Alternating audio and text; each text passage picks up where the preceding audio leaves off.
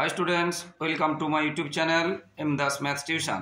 आजकेर क्लास 6 गणितेर first unit जे प्रथम पर्यायक्रमिक जे मूल्यायन आछे मैथमेटिक्स क्लास 6 वेस्ट बेंगल बोर्डेर तार साजेशन उत्तर सह दिচ্ছি बंधुरा। एखान থেকে তোমরা কিন্তু 90 থেকে 95% कमन পেয়ে যাবে। আমি দায়িত্ব নিয়ে বলছি, মন দিয়ে দেখতে থাকো বা এই অঙ্কগুলো করলে তোমাদের পরীক্ষায় তোমরা 90 থেকে 95% অঙ্ক তোমরা কিন্তু করতে পারবে। এইগুলো আসবে বা এই ধরনের আসবে বা এইগুলো শিখে নিলে তোমরা যে কোনো অঙ্ক আসুক না কেন তোমরা করতে পারবে। তো প্রথমে সরল করো, দেখে নাও বন্ধুরা, সরল করো বলে কিছু নেই, দেখে নাও এই সরলগুলো করবে, তুলে নাও, দরকার হয় স্ক্রিনশট নিয়ে নেবে। এরপরে 1 থেকে 100 পর্যন্ত সহজে মৌলিক সংখ্যা খোঁজার পদ্ধতিকে ড্যাশ চালুনি বলা হয়। এটা কি আছে? ইরাটোস্থিনিসের চালুনি বলা হয়। এ শর্ট প্রশ্ন এগুলো। পরস্পর মৌলিক সংখ্যা কাকে বলে? না, দুটি সংখ্যার গসাগু যদি এক হয় 1 হয় তাহলে তাদের পরস্পর মৌলিক সংখ্যা বলে। যেমন এগুলো দিয়েছি, এটা কিন্তু মৌলিক নয়, এটাও মৌলিক নয়, কিন্তু এরা হচ্ছে পরস্পর মৌলিক। আবার এটা প্রশ্ন আসে যৌগিক অথচ পরস্পর মৌলিক সংখ্যার জোড় হবে লেখো, তখন এটা লিখতে পারো, এটাও লিখতে পারো। আবার আমি শুধু 5 আর 7 যদি বলি সেটাও পরস্পর মৌলিক সংখ্যা, কিন্তু তারা যৌগিক নয়। 25, 27ও পরস্পর মৌলিক সংখ্যা, কিন্তু এই দুটো জোড় হলো যৌগিক, এই দুটো জোড়ও যৌগিক। বুঝতে পারলে? তাহলে যৌগিক নয় বললে কি করতে হবে? 5 আর 7 পরস্পর মৌলিক কিন্তু যৌগিক নয়। আর যদি বলে যৌগিক, তুমি এটা লিখতে পারো 8, 9, 8, 25, এর যে কোনো লিখতে, 8, 15 এরকম লিখতে পারো, যাদের মধ্যে কোনো এক ছাড়া অন্য কোনো কি হচ্ছে মানে গরিষ্ঠ সাধারণ যে গুণনীয়ক থাকবে না। এবারে সংখ্যা দুটির গুণফল সমান শূন্য স্থানে আসে ড্যাশ গুণ গসাগু, না সংখ্যা দুটির লসাগু গুণ গসাগু, অথবা এই দিকটা দেওয়া আছে এইখানটা ড্যাশ দেওয়া থাকবে, তখন লিখবে সংখ্যা দুটির গুণফল। এবারে কোন সংখ্যা মৌলিকও নয় আবার যৌগিকও নয়? না, সেটা হবে 1 হচ্ছে মৌলিকও নয় যৌগিকও নয়, মৌলিকও নয় যৌগিকও নয়। সবচেয়ে ছোট মৌলিক সংখ্যা কোনটি? না 2। আবার জোড় মৌলিক সংখ্যা কয়টি যদি বলে তখন বলবে 1টি, যদি বলে কোনটি, না তখন বলবে 2। কয়টি বললে 1টি বলবে, আর জোড় মৌলিক সংখ্যাটি লেখো বললে তখন 2 বলবে, বা কোনটি বললে তখন 2 বলবে। এবারে পরস্পর মৌলিক সংখ্যার গসাগু কত বলবে, তখন বলবে 1, আর লসাগু কত হবে? না সংখ্যা দুটির গুণফল। তাহলে পরস্পর মৌলিক সংখ্যার গসাগু কত হলো? 1, আর লসাগু হলো সংখ্যা দুটির গুণফল। এবার দুটি সংখ্যার গসাগু লসাগু দেওয়া থাকবে, ধরো গসাগু দেওয়া থাকলো 8, লসাগু দেওয়া থাকলো 280। একটি সংখ্যা 56 হলে অপর সংখ্যাটি কত? এরকম প্রশ্ন আসে, বড় প্রশ্ন। 3 নম্বর বা 2 নম্বরে 1 থেকে 100 পর্যন্ত মোট পূর্ণ সংখ্যার কত অংশ মৌলিক? ভালো করে বোঝো, 1 থেকে 100 পর্যন্ত মোট পূর্ণ সংখ্যার কত অংশ মৌলিক? মোট পূর্ণ সংখ্যা কত? 1 থেকে 100 নয়, 10 পর্যন্ত, 10 পর্যন্ত মোট পূর্ণ সংখ্যা কত হবে? 10টি। তার মধ্যে মৌলিক কোনগুলো হবে? না 2 হবে, 3 হবে, 5 হবে, 7 হবে। তাহলে কটা হলো? 4টা। 2, 3, 5, 7, 4টা। তাহলে 4-এর 10 অংশ। উত্তর হবে কত? 4-এর 10 অংশ। এবার একটি গেটের 5/6 অংশ রং করা হয়েছে, কত অংশ বাকি আছে? না 1 বিয়োগ A1 মাইনাস 5/7, অর্থাৎ 2/7 অংশ বাকি আছে। এবারে লঘিষ্ঠ করো, মানে কাটাকাটি করে ছোট করতে হবে, কাটাকাটি করে ছোট করতে হবে। এবারে সরল করো, দেখে নাও ভালো করে। পূর্ণ ভাঙাবে, বিয়োগটাকে এধারে করে দেবে, এই যোগটাকে এদিকে করবে, তারপরে করে যাবে। আবার দশমিকেরও থাকতে পারে। এটা দেখো যে 5, এটাতে দশমিক আছে, এটাতে দশমিক আছে, কিন্তু এটাতে দশমিক নেই। দশমিক নেই মানে কি? 5-এর পরে দশমিক আছে, 5 পয়েন্ট। এবারে দিয়ে দেবে দশমিকের সোজা দশমিক রেখে যোগ বিয়োগগুলো করবে। দশমিকের অঙ্ক করার এটা হচ্ছে মূল কথা। আর এটাও দেখো, এই যে দুটো বিয়োগ আছে, দুটো বিয়োগকে আমরা কি করব? একসাথে বাইরে বিয়োগ চিহ্ন দিয়ে এটা একসাথে করে ভিতরে যোগ দিয়ে দেবো, অর্থাৎ প্রথম বন্ধনীর মধ্যে এই দুটোকে ঢুকিয়ে দেবো, তখন এই বিয়োগটা যোগ হয়ে যাবে আর এটা বাইরে বিয়োগ থাকবে। এটাতে দেখো নিচে আছে, নিচে আছে, পূর্ণ ভাঙাবো, 7-এর নিচে কিছু নেই মানে 7-এর নিচে 1 দিয়ে দেবো। বুঝতে পারলে? এবারে ঊর্ধ্বক্রমে সাজাও বা অধক্রমে সাজাও, বা ছোট থেকে বড় সাজাও বা বড় থেকে ছোট সাজাও, এটা আসবে। দশমিক দিয়েও আসতে পারে, আবার মানে ভগ্নাংশ দিয়েও আসতে পারে। এবারে আমি সংক্ষেপে ভাষাটা লিখেছি যে ধরো তপন 25 বিঘার মধ্যে 16 বিঘা চাষ করলো, আর অনুভ হয়তো 15 বিঘার মধ্যে 8 বিঘা মানে পাট চাষ করলো। দুজনেই কে বেশি করলো আর কত বেশি করলো? এই ধরনের অঙ্ক খুবই আসে। এবারে দশমিকে প্রকাশ করো বা দশমিকে লেখো, এগুলো একক দশক করে লিখবে। এটা কিন্তু দশমিকের পরে এই যে 3টে শূন্য আছে, মানে দশমিকের পরে 3 ঘরে এটা থাকবে, অর্থাৎ 0.008, 0.008। যতগুলো শূন্য থাকবে তো দশমিকের পরে ততগুলো ঘরে এই সংখ্যাটা থাকবে। এটা আবার ভাষায় দেওয়া থাকবে, এটাও করতে হবে যে 5 সহস্রাংশ, মানে দশমিক একাংশ তো নয়, একক, তারপরে দশাংশ, শতাংশ, সহস্রাংশ, মানে এইটা, অর্থাৎ দশমিকের পরে দুটো শূন্য দিয়ে 5টা বসবে, একদম এইগুলো আসবে। এবারে ব্যাসার্ধ সমান ড্যাশ ভাগ 2, তাহলে ব্যাস ভাগ 2, বা ব্যাসার্ধ ব্যাসের অর্ধেক, বা এই যে দিয়েছি ব্যাসার্ধ ব্যাসের ড্যাশ অর্ধেক, বা ব্যাস ব্যাসার্ধের দ্বিগুণ, এরকম থাকবে। সরলকোণ কত ডিগ্রি? সরলকোণ 180 ডিগ্রি। সমকোণ হয় 90 ডিগ্রি, এখানে দেওয়া নেই, সমকোণ হবে 90 ডিগ্রি। এবারে এক সরলকোণ সমান কত সমকোণ? না 2 সমকোণ। এক সরলকোণ সমান কত সমকোণ, বুঝতে পেরেছো?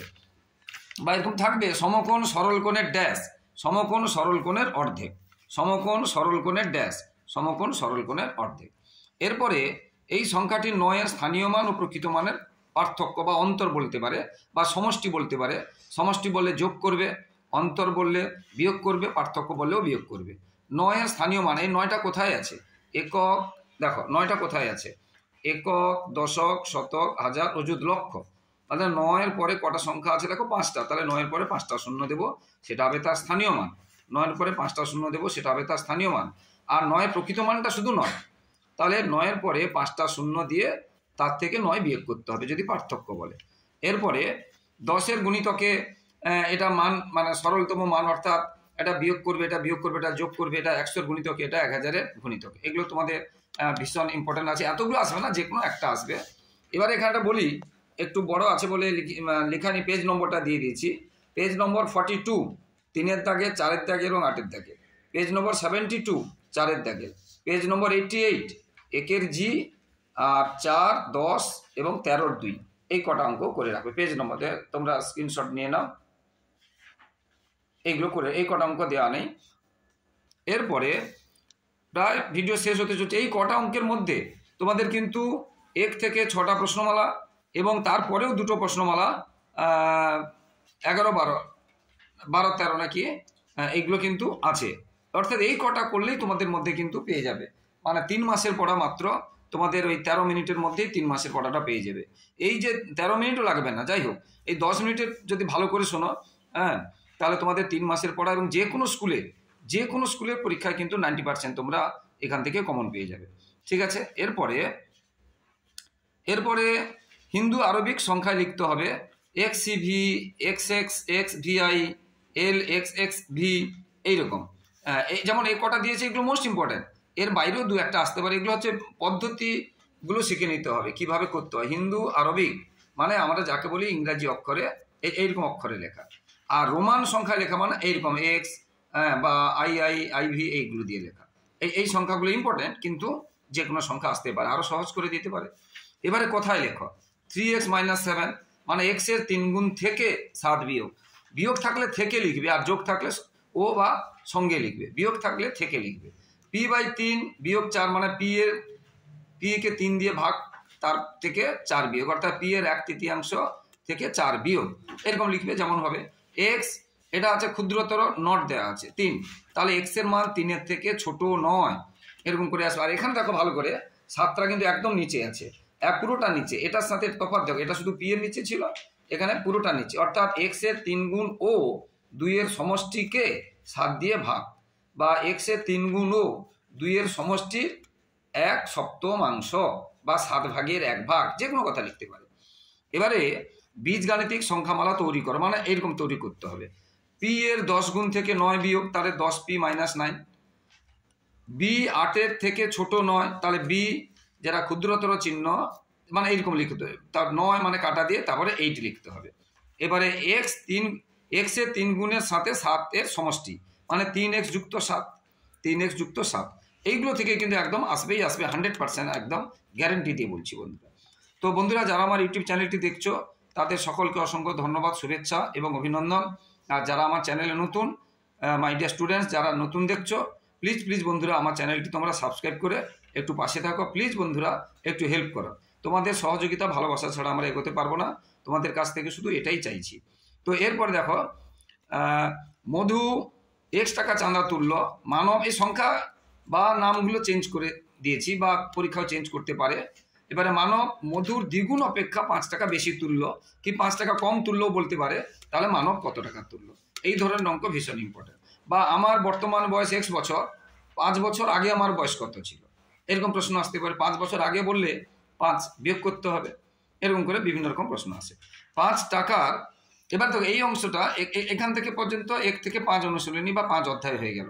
এরপরে 6, কোনো কোনো স্কুলে অধ্যায় 6 থাকে, কোনো কোনো স্কুলে থাকে না। যাদের স্কুলে থাকবে তারাই এটা দেখবে।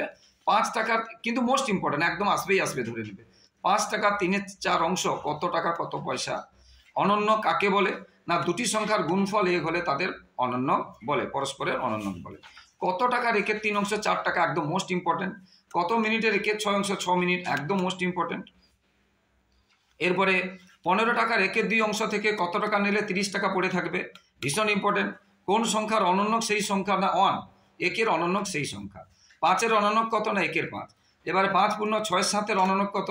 এটাকে আগে ভেঙে নেবে, 5-7 35 আর 6 41-এ 7, তাহলে হয়ে যাবে 7-এর 41। আগে ভেঙে নেবে, তার অনন্য মানে উপরেরটা নিচে যাবে, নিচেরটা উপরে যাবে। যদি এটা শুধু 6-7 হতো, তার অনন্য কি হতো? না 7-এর 6। এবারে 3-4-এর মধ্যে 1-এর 16 কতবার আছে? 1-এর 16 কতবার আছে? 3-4-এর মধ্যে, মানে 3-4-কে 1-এর 16 দিয়ে ভাগ করতে হবে। এবারে এখান থেকে সরল কিন্তু একটা আসবে 19-এর দাগে, পেজ নম্বর 89, পেজ নম্বর 89, 19-এর দাগে সরল তোমরা করবে। 19-এর এক্স, এ ভীষণ ইম্পর্টেন্ট যেগুলো আছে, এক্স আর এক্স দুটো আই, এছাড়া তোমরা IX আর 5-এরটা করে রাখবে। এরপরে অধ্যায় 11 জ্যামিতি থেকে, অধ্যায় 11 জ্যামিতি থেকে আসবে। অধ্যায় 11 তোমরা প্রিজম, পিরামিড, শঙ্কু, চতুস্তলক, আয়তঘনক এগুলো চিত্র করে রাখবে। এদের তল সংখ্যা কত, প্রান্ত কি কত, শীর্ষবিন্দু কত, আর এদের ভূমি কিরূপ চিত্র করে, অর্থাৎ ত্রিভুজ করে না পঞ্চভুজ করে না চতুর্ভুজ করে না আয়তক্ষেত্র করে না বর্গক্ষেত্র করে, এইরকম। এবারে অধ্যায় 13 একটু ভাষা আছে বলে আমি সংখ্যা, কিন্তু মোস্ট ইম্পর্টেন্ট, একদম আসবেই আসবে, আসবেই আসবে। তোমাদের ওই যেটাকে গ্রাফের মতো যেটা আছে, স্তম্ভলেখ বা চিত্রলেখ এরকম আছে, একদম আসবেই আসবে। 5, 6, 7 এই তিনটের মধ্যে একটা আসবে, একদম একদম একদম, মানে দায়িত্ব, মানে গুরুত্ব দিয়েই বলছি, একদম গ্যারেন্টি দিয়েই বলছি। এবার অধ্যায় 14, এখানে অধ্যায় 14-তে সমান্তর সরলরেখা কাকে বলে, কিভাবে প্রকাশ করা চিহ্নের সাহায্যে? না এটা দেখো 11 নয়, এটা দুটো সোজা আঁকার, এটা 11 নয়, এটা দুটো সোজা আঁকার। আর রশ্মি, সরলরেখা, রেখাংশ এদের চিহ্ন এবং এরা কাকে বলে। আর এই বসে দেখি 14-র 4, 6, 7 করবে, এখানে অনেক কিছু আছে, বিশেষ করে 6-এর দাগে এটা একদম আসবে, 6-এর দাগে এটা একদম আসবেই আসবে বলে দিচ্ছি বন্ধুরা। তো এখানে আজকের ভিডিওটা শেষ হচ্ছে। শেষে দেখো বন্ধুরা, মাত্র 12 মিনিট, হ্যাঁ 12 মিনিটে কিন্তু তোমাদের 3 মাসের পড়া বলে দিলাম, এবং এখান থেকে একদম দায়িত্ব নিয়ে একদম গ্যারেন্টিতে বলছি তোমাদের কিন্তু প্রশ্ন কিন্তু তোমরা 90 থেকে 95% কমন পেয়ে যাবে সমস্ত স্কুলে, যে কোনো স্কুলে ছাত্র হও না কেন, ওয়েস্ট বেঙ্গল বোর্ডের মধ্যে হলেই তোমরা এই প্রশ্নগুলো পেয়ে যাবে। তো বন্ধুরা, যারা আমার ইউটিউব চ্যানেলটি দেখছো সকলকে আবার শেষে ধন্যবাদ জানাচ্ছি, এবং নতুন বন্ধুদের কাছে রিকোয়েস্ট করছি, বন্ধুরা প্লিজ প্লিজ প্লিজ বন্ধুরা আমার চ্যানেলটি সাবস্ক্রাইব করে একটু হেল্প করে একটু পাশে থাকো, এবং পাশে থাকা বেল আইকনটা প্রেস করে অল নোটিফিকেশান অবশ্যই অন করে দেবে, যাতে সমস্ত ভিডিও তোমাদের কাছে একদম প্রথমে পৌঁছে যায়। আর প্লিজ বন্ধুরা, তোমরা কিন্তু লাইক ও কমেন্ট করতে ভুলো না, এবং প্রয়োজন হলে তোমরা একটু স্ক্রিনশট নিয়ে নাও বন্ধুরা।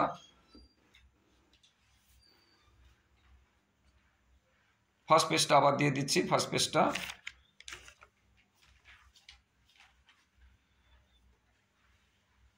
সকলকে মনোরঞ্জন স্যারের ইউটিউব চ্যানেলের পক্ষ থেকে আবার শুভেচ্ছা জানিয়ে আজকের মতো বিদায় নিচ্ছি বন্ধুরা। পরবর্তী ভিডিওগুলো দেখতে থাকো, পাশে থাকো। জয় হিন্দ, বন্দে মাতরম।